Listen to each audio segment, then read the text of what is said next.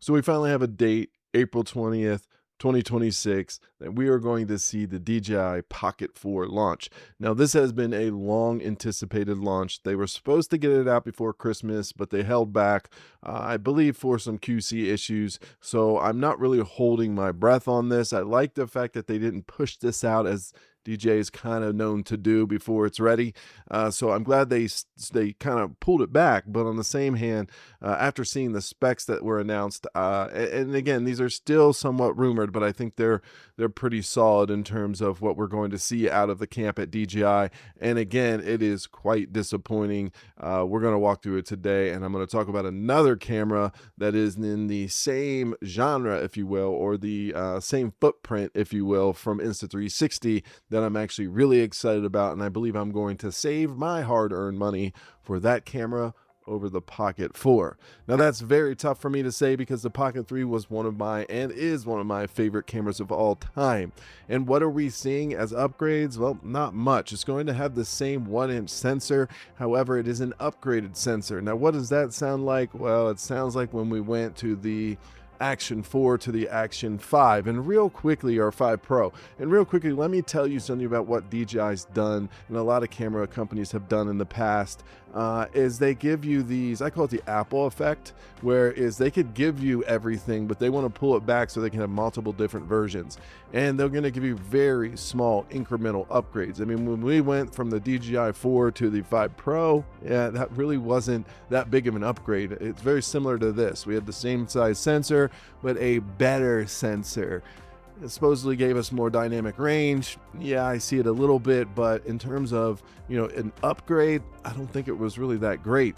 And I don't think this is either. So same CMOS in this 1-inch sensor, but it's going to have more megapixels and a lot more. I think the Pocket 3 has something like 9 megapixels for stills. This is going to have 50 megapixels for stills.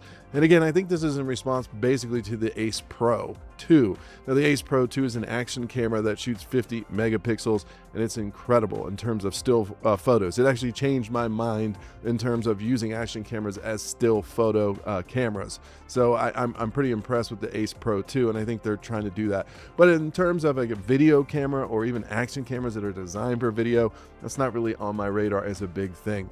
Now, in terms of video, it's still going to shoot 4K 120, which we have in the Pocket 3, but it's rumored to now shoot up to 6K 60 frames per second, which means it's going to give us larger file sizes, but we will have some sort of slow motion at 6K.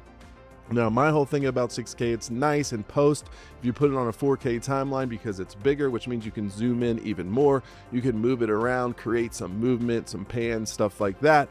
But at the end of the day, 6K is a pretty large file. Now, I have tons of action cameras that shoot in 8K. I never shoot in 8K. Recognize 1 gigabyte equals about 1 minute of shooting on 8K. So 6K is going to be, very similar to that as well. I just think, again, not really useful to a lot of us. 6K, you may like it, not a big deal to me. Now it's also going to have a better battery life, which is nice, 1300 moving up on the Pocket 3, and it will move up to 1545 mAh. Which is about 200 minutes of recording time, so that's pretty good too. Oddly enough, this is a bit lighter. The original, or I shouldn't say original, I've had the Pocket 1 too. I didn't like those. I love the 3. But anyways, the 3 is 170 grams, whereas the weight of this new one is supposedly under 116 grams. So it's going to be a little bit lighter, if you can believe that. It's also going to have the same 2-inch OLED screen, but it's a little bit brighter, a bit more nits probably. But again, still going to be that 2-inch rotatable screen. Hopefully we don't have the problems that we had with the Pocket 3, with that thing going limp. If you know about that problem, hopefully you haven't had that problem, but it did kind of plague the Pocket 3 for a while. I've never experienced it, knock on wood, but I'm very delicate with it. Now, it's also going to have a joystick apparently. So I don't know, because the Pocket has the joystick, but in terms of being able to zoom and move the joystick, I guess there's gonna be a different way of doing it versus using the touchscreen controls, which is really nice. I can say, touch screening and, zooming in, then touchscreen again to make it manipulate the gimbal is kind of a pain in the butt. But again, just more of a quality of life thing than anything that's like going to blow my hair back in terms of, oh my gosh, we have a better sensor. Oh my gosh, we have, X, Y, and Z. It's just, it's kind of gimmicky to me.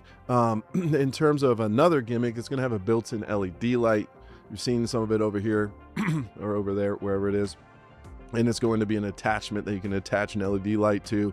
Again, nothing that I just think it's cheap, right? Like, what? Who cares about an LED light? Okay. So now we're looking at the Pocket 3, about $439 right now on Amazon, I think, and then this one's going to come in anywhere between $600 and $700, I believe, and that, I don't know if that includes the taco tariffs or not, so it will remain to be seen, but you're still going to be looking around the same price, $500-$600, maybe $700. Now if we hit the taco tariffs, it's going to be like $800 or $900, so I don't really know if it's any much better than the Pocket 3. Now if the Pocket 3 goes on sale, your boy will probably buy another one, but because of these things, I'm going to probably pass on the Pocket 4. The Pocket 4, I mean, the way I break it down is better battery life, lighter, same sensor, more megapixels, and the ability to shoot in 6K. I don't care about 6K, and I really don't really shoot still photos on my Pocket 3 or really on my action cameras, although like I said, that has changed a little bit just because of the Ace Pro 2 and some of their lenses and the 50 megapixels, so who knows. Now the other thing I heard is it may have a 4-axis stabilization gimbal, which remains to be seen. It's a 3-axis stabilization on the Pocket 3, and one of the big things I hate about that is when you're walking or when you're using the Pocket 3, a lot of times you'll get that bounce. So that would be removed then if it has a 4-axis gimbal, which would be nice, but again, is that enough for me to upgrade? Probably not. Now, what's some of the alternatives that are right around the corner? Well, there is the rumored Luna from Insta360.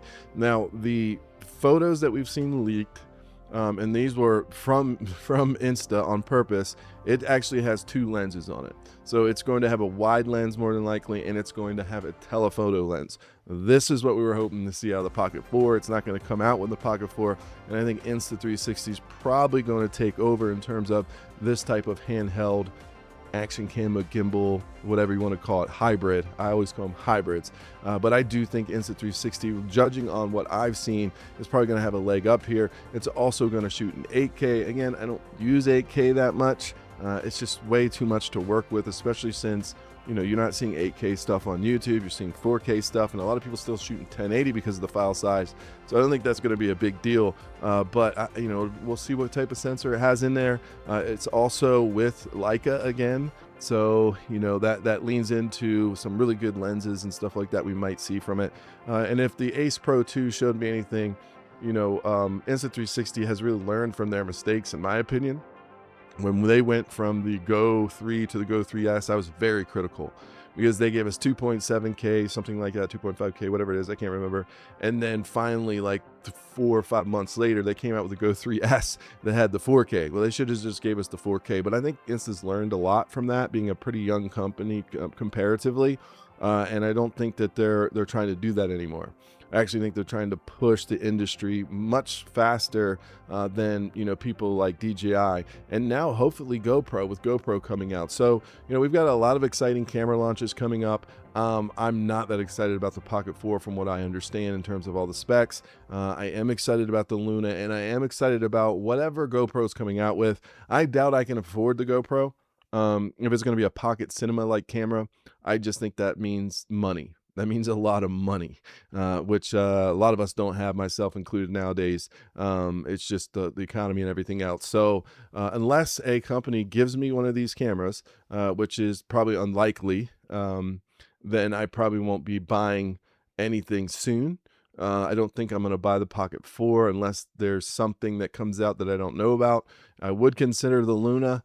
And I would consider the GoPro cinema camera, just waiting to see when those come out. So in terms of the Luna was rumored to come out Q1 2026, but I'm thinking it's probably going to be Q2, Q3, if I'm honest with you, with the Luna. Now, there's been some things, you're seeing some film here of some stuff, caught out there in the nature, out there in China, out there in the environment where you see a lot of this tech kind of floating around, and some people have captured some people using it. It does look quite bulky. That's my only concern with the Luna, but I understand why it would have to be, but it has 2 lenses on it. And I don't know why people aren't doing this with action cameras. We've had it on phone cameras. 2 lenses makes a lot of sense. So yeah, we'll see what the Pocket 4 actually brings to the table, but I am not excited from what I'm seeing. And I think, again, it's just another thing that we can look at DJI and say, bro, like, I think Insta360 kind of grew out of that phase, but like DJI's kind of in that phase. Like if you look at the 4, the 5 Pro, and the 6 in terms of their action cameras, yeah, these were incremental, very small, slight upgrades. I do like the 6. It gave us like a variable aperture and stuff like that, but I think it's quite buggy. And then you have the Nano, right? So they're innovating, but it just seems like it's just stuck, and they don't want to push it any further. Where I do think we are going to see Insta360 kind of revolutionize some things. And don't call me a fanboy. I don't care, right? Do what you want, but this is my take as what I believe is an expert that researched this industry and has researched this industry for 7-8 years. I think Insta360, the reason we haven't seen the Ace Pro 3 and the reason we haven't seen the Luna is because I think they're working on something really big. That's my take. So I am going to kind of let DJI sail off into the sunset until they start innovating again. They seem like they're going towards the GoPro, where it's like, hey, we're DJI, or we're going to lean into our drones, or we just don't care because this will probably be the last camera, at least DJI branded, because of them being banned here in America. And it's not just going to be their drones. This is the last one, the last camera that received FCC approval. They are not supposed to get any more FCC approval because all of these things have chips in them, so they're going to be completely banned. Now, there are some other companies that are eerily similar, right? Extra is one of them, so maybe we'll see something come out from them as well. But in terms of the Pocket 4, it's a hard pass. Anyways, my name's HillPhantom. If you like this kind of stuff, any type of tech stuff, please consider like and subscribing, and I will see you next time.